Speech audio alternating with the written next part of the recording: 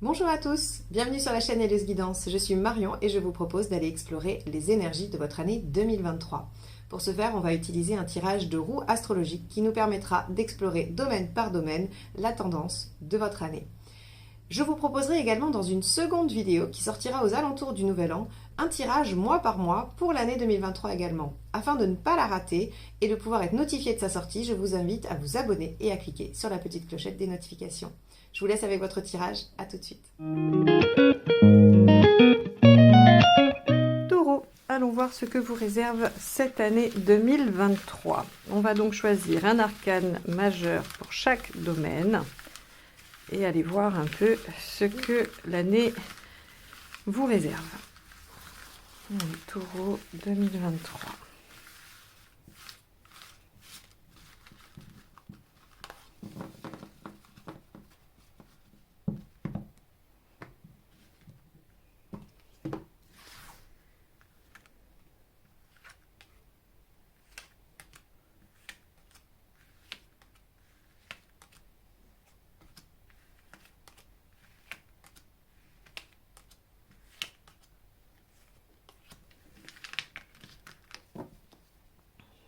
Alors,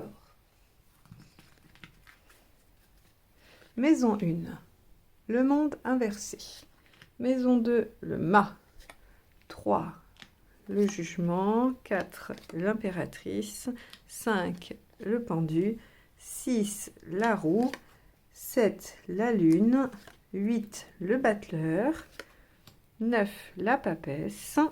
10, le pape. 11, l'ermite et 12, la tempérance. Alors, est-ce que... Oui, c'est bon pour vous. Ok, alors, une année plutôt pas mal et dynamique, puisque sur le plan général, on va avoir de belles choses dans le foyer, de belles choses aussi sur le plan du quotidien, de la carrière, aussi la possibilité sur le plan matériel d'évoluer. On a sur le plan personnel et relationnel des choses qui devraient poursuivre leur évolution ou changer un peu de point de vue, mais en tout cas on a quand même des choses assez sympathiques. Donc on a globalement une bonne année avec quelques petites choses qu'il va falloir peut-être auxquelles il va falloir être attentif, mais globalement l'année 2023 devrait être assez sympa pour vous les taureaux. Alors on y va, on démarre avec la maison 1, qui est le monde inversé. Alors, la maison 1, c'est votre façon d'être, c'est votre état d'esprit pour l'année. Avec le monde inversé, vous allez avoir envie de vous recentrer sur vous, sur votre petit monde. Alors ça peut être vos enfants si vous en avez, votre conjoint, vos amis, votre famille, mais en tout cas quelque chose d'assez centré, d'assez restreint. Probablement parce que vous avez besoin de vous retrouver entouré de gens proches sur qui vous pouvez compter, en qui vous avez confiance. On a en tout cas une dynamique sur la maison 1 qui est je reste on va dire dans un élément alors pas dans un élément, dans un domaine un peu circonscrit, hein, voilà. Donc, une maison 1 qui vous aide à vous recentrer sur vous, et c'est pas très étonnant parce que quand on fait le lien avec la maison 9, qui va être votre travail personnel, il y a la papesse, donc en fait vous écoutez votre intuition, vos besoins, donc c'est pas très étonnant.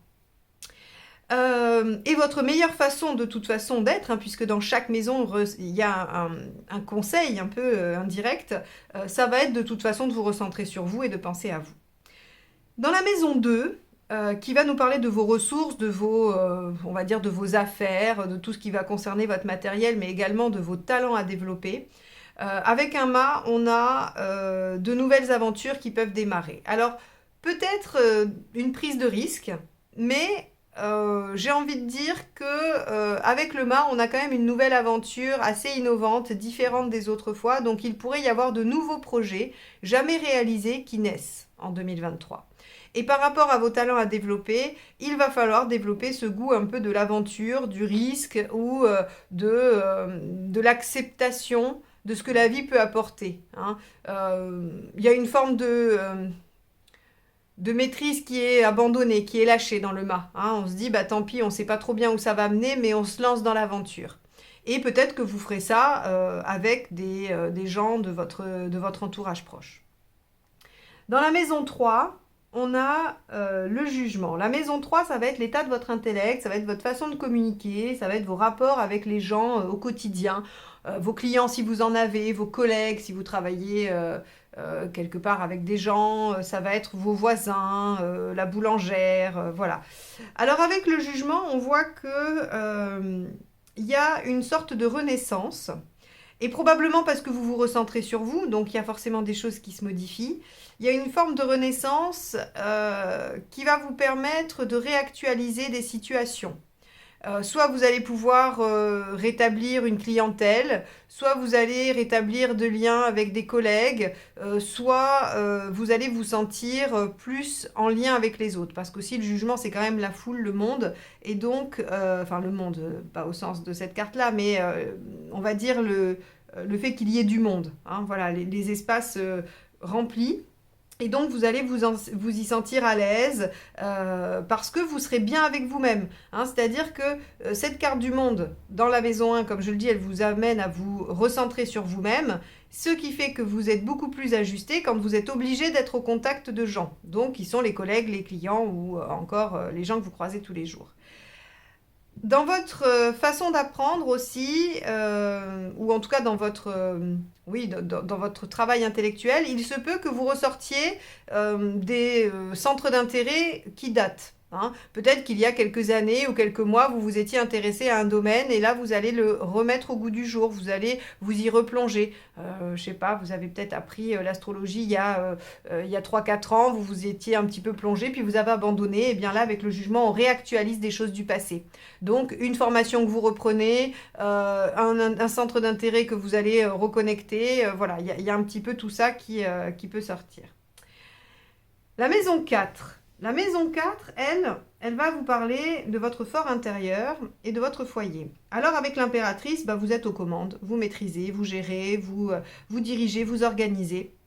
Vous êtes tout à fait bien dans votre intérieur. Et encore une fois, comme vous vous recentrez sur vous, évidemment, vous et votre intérieur. Donc, il y a une très bonne maîtrise de la vie quotidienne, de la vie domestique, j'ai envie de dire.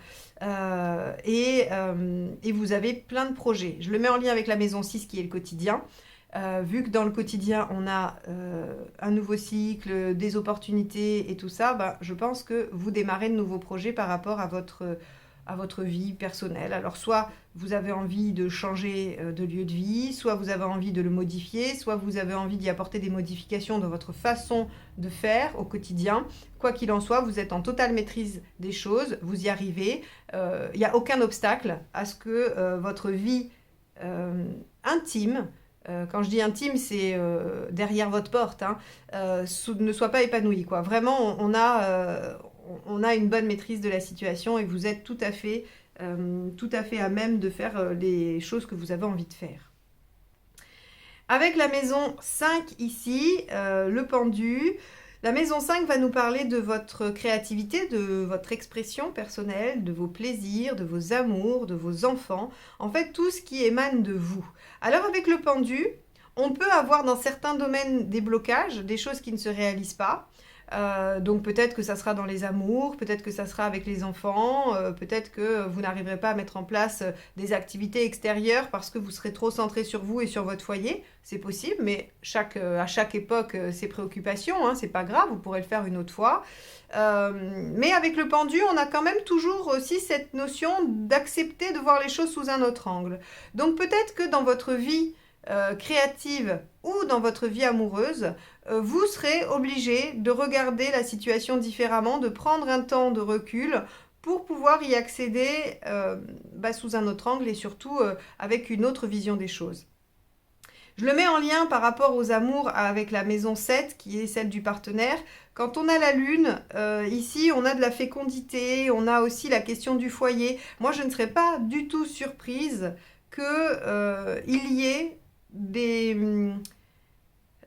alors, de l'engagement, il n'y a rien qui le dit ici, hein, on est d'accord, il n'y a aucune carte d'engagement dans ça, mais la lune, c'est quand même le foyer, la fécondité, le fait de développer quelque chose avec émotion, voilà, c'est le côté féminin, c'est l'intérieur et tout ça, donc, et avec une impératrice en 4, j'ai envie de vous dire que, à mon avis, vous développez des choses en relation dans votre foyer. Et le pendu ici, ce qu'il vient dire, c'est que soit parce que vous voyez les choses sous un autre angle, ça permet ça, soit parce que ça se produit, hein, c'est-à-dire ces modifications, eh bien, ça vous permet d'accéder à une autre vision des choses. Hein, je ne sais pas quelle est la poule et de l'œuf, là, en tout cas, ça sera probablement une version pour certains d'entre vous et l'autre version pour d'autres, mais en tout cas, il y a de ça qui se produit. C'est-à-dire que l'un influence l'autre, et quoi qu'il en soit, vous voyez les choses différemment. Et je vais compléter, hein, parce que ces 4 maisons-là, finalement, elles fonctionnent un peu ensemble, parce que la maison 6, qui nous parle de ce que l'on fait au quotidien, de ce qui se passe chez nous tous les jours et de notre travail au quotidien, il y a la roue. Alors, par rapport à votre foyer, à ce qui se passe dans votre vie personnelle, les choses bougent, les choses avancent, il y a un nouveau cycle qui démarre, donc pour moi, il y a quelque chose qui se passe, hein, au niveau de votre vie personnelle. Ce qui pourrait justifier qu'avec le monde inversé, hein, je vous disais, vous vous repliez sur vous-même, ou en tout cas vous vous concentrez sur vous-même, pardon, parce que vous êtes en train de développer quelque chose d'un point de vue personnel. Alors, attention, parce que on a aussi la maison 6 et la maison 10 qui sont liées, puisque c'est aussi le travail quotidien, et la maison 10, c'est la carrière, c'est le rôle social, c'est vos activités quotidiennes, hein, si vous êtes retraité. On a un pape ici et une roue, ce qui veut dire que dans le milieu du travail, des choses aussi vont évoluer.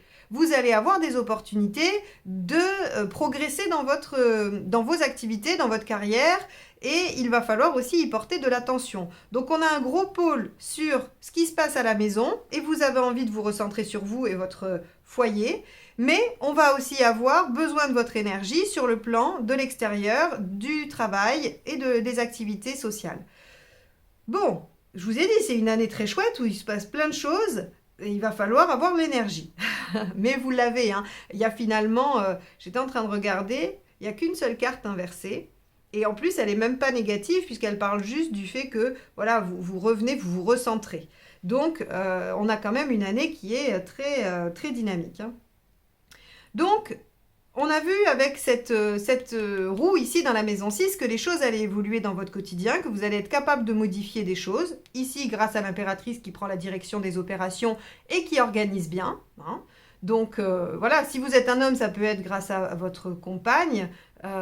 Si vous êtes une femme, c'est parce que vous prenez les choses en main. Après, les archétypes comme ça, essayez de les laisser un petit peu de côté, mais c'était juste pour préciser que voilà, vous pouvez vous faire accompagner par de l'énergie féminine en tout cas. Voilà ce que je voulais dire. Ici, la maison 7, donc je vous l'ai dit, avec la lune, on a quand même pas mal de fécondité, pas mal de possibilités. Pour moi, il y a beaucoup d'émotionnel, il y a des sentiments, il y a du rêve aussi, il y a du fantasme par rapport à ça. Alors, elle est à l'endroit, donc pas négatif, hein, c'est-à-dire que grâce à ce que vous imaginez, ça vient nourrir votre émotivité, votre émotion, et c'est plutôt fécond.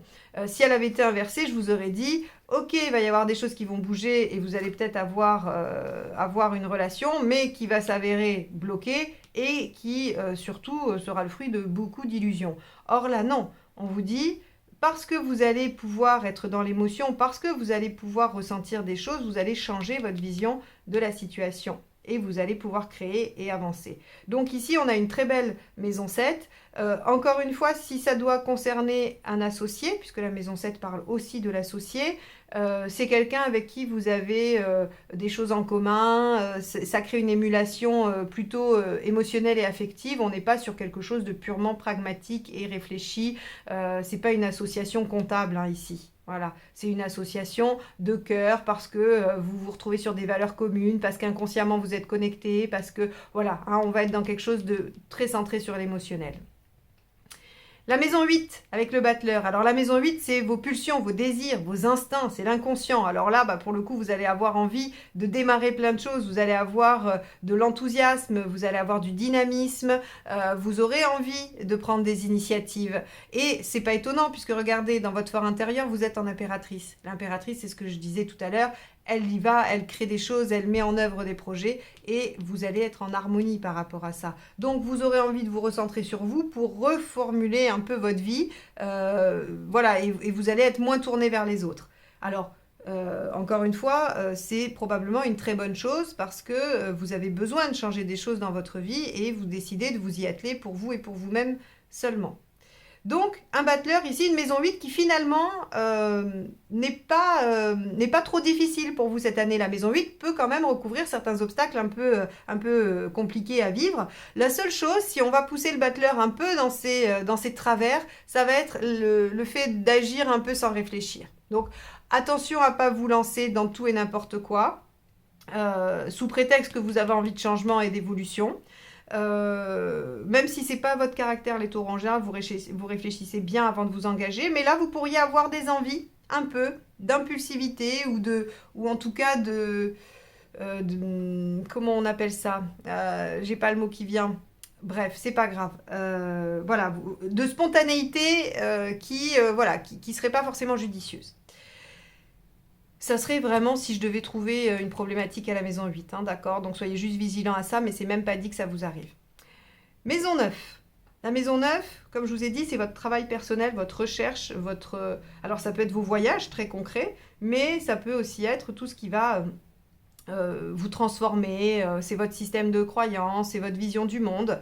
Et avec la papesse, eh bien, vous avez un regard assez posé, assez analysé, travaillé, recherché, et vous avez envie d'être à l'écoute de vous, de ce qui se passe à l'intérieur. Hein. La papesse aussi, elle écoute son intuition et elle essaye d'apprendre et de comprendre. Donc en fait, vous essayez de comprendre le monde, et pour mieux le comprendre, vous vous recentrez sur vous.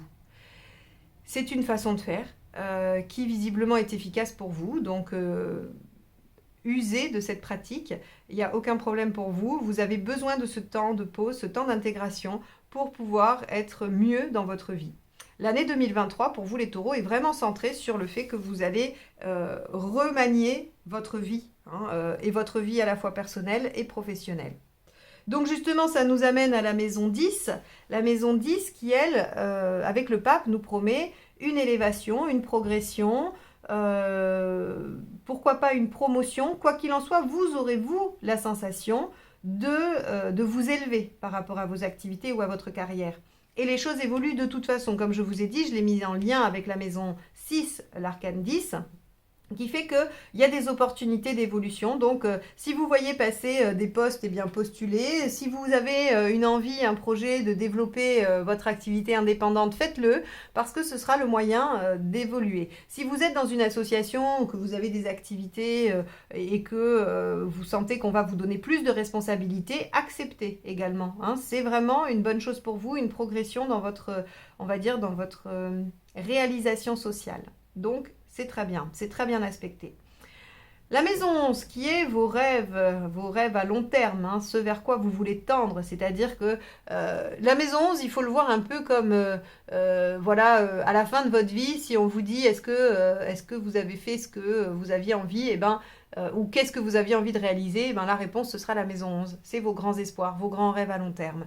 Alors avec l'ermite, on vous dit que vous êtes en cours, que vous êtes en train d'essayer de comprendre, de regarder derrière vous pour voir ce que vous avez fait et qui vous y amène ou ce qui vous a empêché d'y aller. Vous êtes à l'étape de réflexion. Papesse ermite, de toute façon, papesse ermite et monde inversé, il y a quand même un retour sur soi, une introspection qui est là, qui est présente. Hein. Donc, vous êtes en train de vous demander finalement, c'est quoi mon rêve? C'est quoi mon grand espoir de la vie? C'est quoi mon idéal de vie? Et avec le 9, on vous dit que vous cheminez lentement, que ça a encore besoin d'être élaboré, mais que vous êtes en train d'y aller. Et dans le conseil que peut donner cette carte, c'est vraiment prenez le temps d'y réfléchir et de poser les choses pour savoir ce que vous voulez vraiment dans cette situation. La maison 12, tempérance. Alors, la maison 12, c'est ce que vous devez abandonner pour pouvoir vous développer. Tempérance, vous devez abandonner les compromis.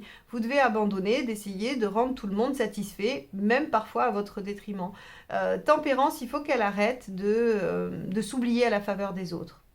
Donc ici, on vous dit très clairement, mais j'ai un peu l'intuition que vous allez savoir faire, hein, puisqu'on a vu ici que vous étiez quand même dans une bonne posture centrée sur vous et votre développement. Mais si jamais vos travers, qui n'en sont pas, hein, je rigole, mais en tout cas, si jamais vous sentiez que vous avez envie d'aller encore plus vers l'autre, surtout freinez.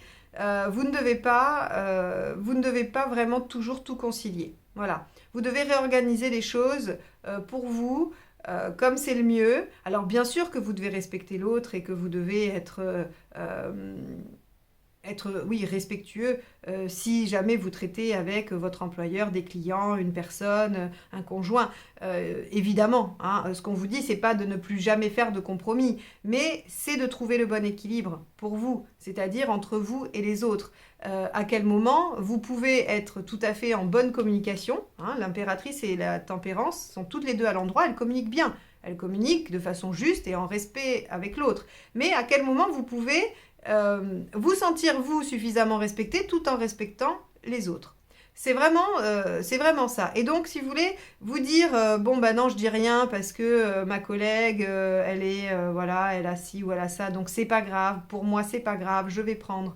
Ou si, je sais pas, moi, vos amis demandent beaucoup et vous laissent pas assez de temps pour vous et que vous dites, oui, mais bon, moi, c'est pas grave. Tout ça, il faut plus le faire. Voilà. Pour l'année 2023, c'était il y a longtemps. 2023, il ne faut pas le faire, ou en tout cas, ça ne vous aide pas. Hein, c'est quelque chose que vous devez abandonner. Vous devez trouver votre équilibre. Tout en harmonie, hein, puisque tempérance, c'est l'harmonie. Bon, c'est une roue astrologique qui vous amène une année quand même d'évolution, d'expansion, de concrétisation. Pour moi, elle est très positive. J'espère en tout cas que vous allez pouvoir vivre toutes ces étapes et saisir toutes ces opportunités d'évolution dans votre quotidien. En tout cas, je vous remercie de m'avoir écouté jusque-là. Si vous voulez approfondir ça pour vous-même de façon plus personnalisée, vous pouvez prendre un rendez-vous avec moi. Vous avez le nom de mon site qui est inscrit juste en dessous dans la vidéo, hein, en incrustation, je crois. C'est ce qu'on dit. Donc n'hésitez pas, je vous propose aussi des formations en autonomie si vous voulez réaliser des tirages pour vous-même et par vous-même. Voilà, et bien écoutez, je vous souhaite une belle année et je vous dis à très vite pour de nouvelles guidances. Bye bye.